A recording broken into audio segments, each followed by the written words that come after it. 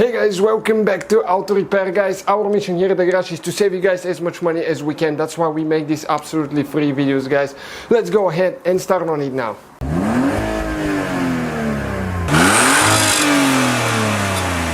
Hey guys, welcome back to Auto Repair, guys. Today we will show you guys how to remove and replace the passenger side front window switch on Volkswagen Touareg. Stay with us, guys. We'll show you how to do that now.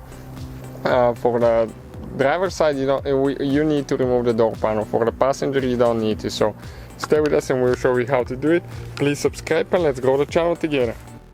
Alright guys, so towards the front you have one place where you need to push in. Okay, one clip.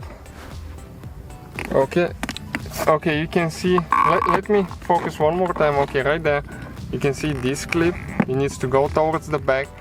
Okay, and then you can pull the switch out. There is two of them actually, one on this side and one on the other side. Two clips. Okay, and you disconnect the wire by pressing in, pull it out.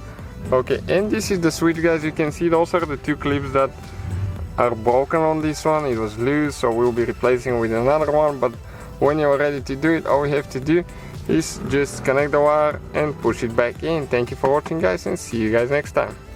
So guys, hopefully the video was helpful. If you have any questions, don't hesitate to let us know.